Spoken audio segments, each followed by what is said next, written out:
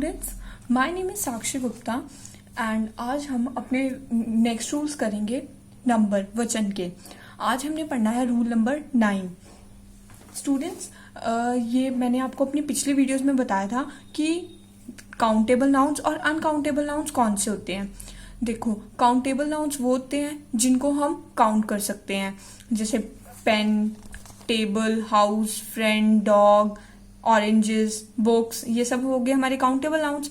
Uncountable nouns क्या होते हैं जिनको हम काउंट नहीं कर सकते, like rain, floor, would, water etcetera. मैंने आपको एक्सप्लेन किया था कि जिनकी हम गिनती नहीं कर सकते वो होते हैं हमारे अनकाउंटेबल नाउन्स, जिनको हम मास नाउन्स भी कहते हैं। मास नाउन्स का मतलब बेसिकली क्या होता है कि हम जिनकी गिनती नहीं कर सकते, किंतु यदि हम उनको अलग अलग इकाइयों में बांट दें तब हम उसको गिन सकते हैं। जिस प्रकार से मैं आपको एक एग्जांपल दूं फर्नीचर का। फर्नीचर का मतलब होता है कुछ भी लकड़ी का सामान, टेबल, सोफा, चेयर एक्सेट्रा। बहुत सारा सामान ये क्या होता है, फर्नीचर का जो लकड़ी का सामान होता है। तो अगर हम फर्नीचर के अंडर हमारा टेबल, चेयर, सोफा, टीवी ये सब चीजें आती हैं, लेकिन अगर हम फर्नीचर को ऐसे तो काउंट नहीं कर सकते, किंतु अगर हम इनको अलग अलग इकाइयों में बांट ले, अगर मैं बोलती हूँ I bought some furniture yesterday, तो इसका मतलब है कि मैंने फर्नीचर में पता नहीं क्या क्या खरीदा हो। अब आप गेस तो नहीं कर सकते, लेकिन अगर मैं इसको डिफरेंट डिफरेंट इकाइयों में बांटूं, मैंने बोला मैंने 5 चेयर्स ली, 2 टेबल्स लिए, एक सोफा लिया, एक टीवी लिया एक्सेट्रा, तो अब आपको पता लग रहा है मैंने डिफरेंट डिफरेंट इकाइयों में बांटा, तब हम उसको काउंट कर सकते हैं। ये होते हैं मास नाउन, जिनको हम वैसे तो अनकाउंटेबल होते हैं वो, लेकिन यदि जब हम उसे डिफरेंट डिफरेंट इकाइयों में बांट देते हैं तब हम उसको काउंट कर सकते हैं। ठीक है। और हमने एक चीज इसमें और पढ़ी थी कि it can not be preceded by a और एन, इनके आगे अ या एन नहीं लगता। ठीक है। तो नेक्स्ट अब हम अपना रूल नंबर 9 पढ़ते हैं। रूल नंबर 9 क्या कहता है, there are some nouns which are used in singular form only. यहाँ हमारे पास कुछ ऐसी संज्ञाएं होती हैं जिनको हम केवल सिंगुलर एक वचन में ही लिखते हैं। मतलब यदि हमें उसका बहुवचन का भी प्रयोग करना हो तो भी हम उसका एक वचन ही यूज करते हैं बहुवचन भी लिखने के लिए। जैसे देखो, सबसे पहले जब हम कलेक्शन या मास नाउन्स की बात करते हैं, मास नाउन मैंने अभी आपको बताया कि जिनको हम गिन नहीं सकते, किंतु यदि हम उनको अलग अलग इकाइयों में बांट दे, यूनिट्स में डिवाइड कर दे, तब हम उनकी गिनती कर सकते हैं। जैसे मैंने अभी आपको फर्नीचर के बारे में बताया कि फर्नीचर के अंदर हमारी बहुत सारी चीजें आती है, table, chair, dining table, sofa, bed. तो अगर हम यदि ये सारी चीजें हमारी फर्नीचर के अंडर आती हैं, तो अगर हम फर्नीचर टर्म यूज करें फिर हम इसको काउंट नहीं कर सकते कि क्या है, किंतु जब हम इसको डिफरेंट इकाइयों में बांट दें, हम बोल दे 10 सोफे लिए हैं, 5 चेयर्स लिए हैं, 4 टेबल लिए हैं, तब हम उसको गिनती कर सकते हैं। तो आएगा तो ये मास नाउन के अंडर ही ना। तो मास नाउन हमारा जो होता है वो नॉन काउंटेबल नाउन होता है, जिसकी गिनती हम नहीं कर सकते। तो हम क्या लिखते हैं, she bought new furniture last week. उसने पिछले हफ्ते कुछ नया फर्नीचर खरीदा। अब हमें नहीं पता उसने क्या क्या खरीदा फर्नीचर में। ठीक है। तो हम फर्नीचर को कभी भी फर्नीचर्स नहीं लिखते। अब फर्नीचर के अंदर बहुत सारा सामान आया होगा, टेबल भी खरीदा होगा, सोफा भी, बहुत सारी चीजें आई हुई होंगी, बट हम कभी भी फर्नीचर्स नहीं लिखते, कभी भी इसके साथ एस नहीं लगाते। ये बात प्लूरल फॉर्म में ही हो रही है, लेकिन हम वर्ड सिर्फ फर्नीचर सिंगुलर वर्ड ही यूज करेंगे इसके लिए। इसका अपने आप ही मतलब क्या बन गया, प्लूरल बना है। Next, sugar. अब कभी ये बोलते हो मुझे 1 चीनी देना, 2 चीनी देना, कभी भी नहीं बोलते। हाँ, हम ऐसे जरूर बोलते हैं कि 1 शुगर क्यूब देना, 2 शुगर क्यूब देना, तब भी हम कभी भी इसको वर्ड को शुगर्स नहीं बनाते। शुगर्स ये गलत है, कभी भी इसका शुगर्स नहीं होगा, हमेशा शुगर ही रहेगा। ये नॉन काउंटेबल नाउन है, इसको हमेशा शुगर ही लिखेंगे। Do you need some sugar, क्या तुम्हें कुछ चीनी की आवश्यकता है, तो हम इसको शुगर ही लिखेंगे, कभी शुगर्स नहीं लिखेंगे। ठीक है। हेयर, बालों को हम कभी भी HAIRS हेयर्स नहीं लिखेंगे, हमेशा लिखेंगे हेयर। लाइक मैं बोलूं आई हैव शॉर्ट हेयर, मेरे छोटे बाल हैं, या हेयर लुक्स लवली, तुम्हारे बाल बहुत सुंदर लगते हैं, तो हम कभी भी हेयर्स नहीं लिखते, हमेशा लिखते हैं हेयर। ये हम बाल हमारे अनकाउंटेबल नाउन है, और जो अनकाउंटेबल नाउन्स होते हैं उनके पीछे हम या ईएस नहीं लगाते, जैसे कि रेन, फ्लोर, वाटर, सॉल्ट। इसके कुछ और उदाहरण हो गए। इनको हम रेन्स, फ्लोर्स, वाटर्स एटसेट्रा ये सब नहीं बोलते, इनके पीछे हम एस नहीं लगाते। ये सिंगुलर फॉर्म में होकर भी प्लूरल का ही काम करते हैं, एक वचन में होकर भी हम इनका बहुवचन बना सकते हैं, किंतु इनके पीछे एस या ईएस नहीं लगता। अब हम कुछ और वर्ड्स की बात करते हैं, कुछ नाउन्स जिनका अंत एस वर्ड से हो। अब जैसे न्यूज वर्ड है, आप सबने सुना होगा न्यूज क्या होती है, जो टीवी पे आती है, आप सुनते होगे, जो करंट अफेयर्स दुनिया में, बाहर वाली दुनिया में, विदेशों में क्या हो रहा है जिसकी हमें जानकारी देती है, वो होती है न्यूज। हम कभी भी नहीं बोलते what is the new, new तो नहीं बोलते, हम इसको न्यूज बोलते हैं हमेशा, चाहे सिंगुलर में बात हो प्लूरल में बात हो, हम बोलते हैं व्हाट इज द न्यूज, आज का समाचार क्या है। कभी भी हम ये नहीं बोलते what is the new, what is the news, खबर क्या है, हम इसको न्यू नहीं बोलेंगे। अब आप ये मत करना कि न्यूज है तो ये तो प्लूरल में हो गया, कि आप अगर आप कहो प्लूरल में हो गया, ये नहीं होता। ये प्लूरल में ये वर्ड बेशक आपको लग रहा होगा प्लूरल में, लेकिन इसका यूज हम सिंगुलर फॉर्म में ही करते हैं, सिंगुलर ही है ये। व्हाट इज द न्यूज, आज का समाचार क्या है। Next physics. अब भौतिक ज्ञान आपने सुना होगा, एक सब्जेक्ट होता है फिजिक्स, मैथमेटिक्स। फिजिक्स के अलावा और भी सब्जेक्ट्स होते हैं, जैसे मैथमेटिक्स, ठीक है। इकोनॉमिक्स होता है जिसको हम अर्थशास्त्र बोलते हैं, ये ठीक है। और भी हमारे सब्जेक्ट्स होते हैं, इनको हम हमेशा एस लगाते हैं इनके पीछे, किंतु इनका जो प्रयोग होता है वो हमेशा किस में होता है, सिंगुलर फॉर्म में ही होता है। इनका प्रयोग, इनका जो प्रयोग होता है वो हमेशा सिंगुलर फॉर्म में ही होता है। Physics is my favourite subject, तो इसका मतलब है कि भौतिक ज्ञान मेरा मनपसंद विषय है। नेक्स्ट आते हैं कुछ स्पेशल नाउन्स। होमवर्क, मैं आपको होमवर्क देती हूँ, मैं कभी ये तो नहीं लिखती होमवर्क्स, होमवर्क, तो होमवर्क्स कभी भी नहीं होता। मैं आपको बोलती हूँ, स्टूडेंट्स बोलते हैं I love to do my homework, मुझे अपना गृह कार्य करना बहुत पसंद है, या फिर माई मैथ्स होमवर्क वॉजंट ईजी, मेरा मैथ्स का गृह कार्य बिल्कुल भी आसान नहीं था, या कुछ भी कह लो। हम कभी भी होमवर्क्स नहीं लिखते, हम हमेशा होमवर्क लिखते हैं। इसको, इस वर्ड को हम कब सिंगुलर प्लूरल दोनों में ही होमवर्क ही लिखते हैं, होमवर्क्स नहीं लिखते। नेक्स्ट आती है इंफॉर्मेशन। इंफॉर्मेशन होती है सूचना।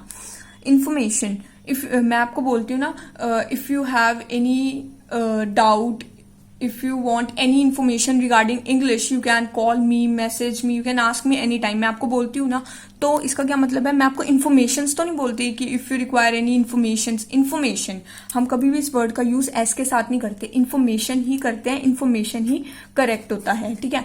if you want any information you can ask me, ठीक है। Next knowledge। knowledge मतलब ज्ञान। knowledge में कह सकते हैं his knowledge of English is excellent। Knowledges तो नहीं बोलते, हम एस नहीं लगाते इसके साथ, सिर्फ हम ऐसे बोलते हैं नॉलेज।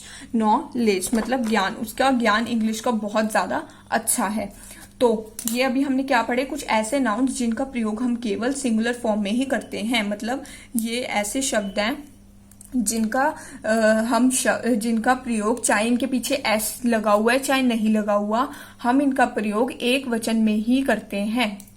अब हम पढ़ते हैं ऐसे शब्द जिनका प्रयोग हम बहुवचन में, जिनका प्रयोग केवल बहुवचन में ही होता है, ठीक है। तो सबसे पहले हम बात करते हैं पेयर नाउन्स की। पेयर नाउन्स क्या होते हैं, जो जिनके नाउन्स में हम कह सकते हैं टू पार्ट्स हो, जोड़ हो, जिनके जोड़ियां हो जिनकी, ठीक है। जैसे अब इन नाउन्स के आगे ना, अगर हम इनको सिंगुलर में एक वचन में करना होता है तो हम इनके आगे ना अ पेयर ऑफ वर्ड लगा देते हैं।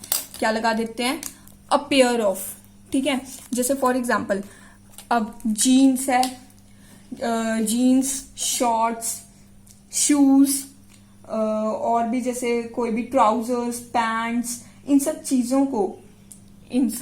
चीजों के लिए हम पीछे इनके एस लगाते हैं। जीन्स, JEAN, हमेशा एस लगेगा। ये वर्ड जीन, JEAN, ये वर्ड गलत है। JEAN में जीन्स कभी नहीं लिखा जाएगा, हमेशा उसके पीछे एस लगेगा। क्यों, क्योंकि जीन्स के कितने जीन्स है, शूज है। शूज देखो, शूज के दो पैर होते हैं, एक लेफ्ट फुट राइट फुट, दो पार्ट होते हैं, तो इसी वजह से हम उनके पीछे एस लगाते हैं। जीन्स के भी 2 पार्ट्स होते हैं। ग्लासेस जो हम चश्मे, स्पेक्टेकल्स, चश्मे वगैरह पहनते हैं, उनके भी 2 पार्ट्स होते हैं, लेफ्ट और राइट। सीजर, कैंची, कैंची के भी 2 ब्लेड्स होते हैं, लेफ्ट और राइट। तो हमेशा इनके पीछे एस लगता है, चाहे हम इसका प्रयोग सिंगुलर में कर रहे हैं, प्लूरल में। सिंगुलर में करना होता है तो हम कैसे बोलते हैं, हम बोलते हैं अ पेयर ऑफ, लगा देते हैं आगे। I bought a pair of jeans yesterday, मैंने कल एक जीन्स की जोड़ी खरीदी। I bought a pair of lenses yesterday, मैंने लेंस की एक जोड़ी कल खरीदी। ठीक है, तो हम हमेशा सिंगुलर में यूज करें चाहे प्लूरल में यूज करें, इन वर्ड्स के पीछे एस जरूर आता है। नेक्स्ट वर्ड है हमारा, अब जो नाउन्स जो हमारे कभी भी सिंगुलर में यूज नहीं होते, मतलब इनका ये प्लूरल ही होते हैं, बहुवचन में ही होते हैं। जैसे कैटल है, कैटल वर्ड का मतलब होता है पशु। पशु जब भी कहीं पर कैटल वर्ड आ जाए, मतलब ये प्लूरल फॉर्म, बहुवचन की बात की गई है, बहुत सारे पशु। तो हम, अब आपको पता होगा कि जब हम किसी सिंगुलर का सेंटेंस बनाते हैं, सिंगुलर वर्ड बनाते हैं, तो हम इज डालते हैं, हम इज वर्ड यूज करते हैं। लेकिन जब हम प्लूरल की बात करते हैं तब हम आर वर्ड यूज करते हैं। फॉर एग्जाम्पल हम कहें a cow is grazing in the field, एक गाय खेतों में चर रही है। ठीक है, तो अब इस वर्ड है, इसका मतलब ये क्या है, एक वचन है। किंतु अब देखो कैटल वर्ड हमने कहा है कि ये बहुवचन में ही इसका प्रयोग होता है, इसका वचन एक वचन में होता ही नहीं है। तो अब क्या करना है, the cattle are grazing in the field. Are word, जो ये वर्ड आर है ना यहाँ पे, इससे हमें ये भी क्लियर, आर वर्ड क्यों लगाया है यहाँ पे, क्योंकि जो कैटल है वो क्या है, प्लूरल है। कैटल प्लूरल है, प्लूरल होने के कारण यहाँ पे आर वर्ड का प्रयोग हुआ है। Next, clothes, he bought some clothes yesterday, उसने कल कुछ कपड़े खरीदे। जहां पे सम वर्ड आ जाए, मतलब जहां पे अमाउंट श्योर ना हो, सम, लिटल, ये सब वर्ड्स तो अनकाउंटेबल ही होते हैं ज्यादातर। आप ये भी अंदाजा लगा सकते हो इससे। ठीक है, उसने कुछ कपड़े खरीदे। क्लोथ्स को हमेशा ईएस से डिनोट किया जाता है, मतलब हम प्लूरल में यूज करते हैं। स्टेयर्स, स्टेयर नहीं बोलते हम, यहाँ पे एक स्टेयर है, नहीं, स्टेयर्स हम हमेशा क्या यूज करते हैं, स्टेयर्स, सीढ़ियों के लिए स्टेयर्स, एस लगता है हमेशा। ठीक है, पीपल, अब ये जो पीपल वर्ड है, हम कभी भी पीपल्स वर्ड नहीं बोलते, हमेशा याद रखना, हम कभी भी पीपल्स, एस नहीं लगा देंगे इसके आगे, इसके अंदर एस लगाना गलत है। हम उसके लिए पर्सन्स वर्ड यूज करते हैं, पर्सन, बट यहाँ पे पीपल्स नहीं कभी भी होता। जैसे पीपल को अगर हमें सिंगुलर में यूज करना है, हम कहेंगे 3 people are dancing there, 3 people are dancing on the floor. ठीक है, लेकिन अगर हमें उसी को बहुवचन में प्रयोग करना है तो हम कह सकते हैं people are watching movie in the theatre, लोग थिएटर में मूवी देख रहे हैं। तो इससे हमें क्या पता लग गया कि बहुत सारे लोगों की बात की गई है।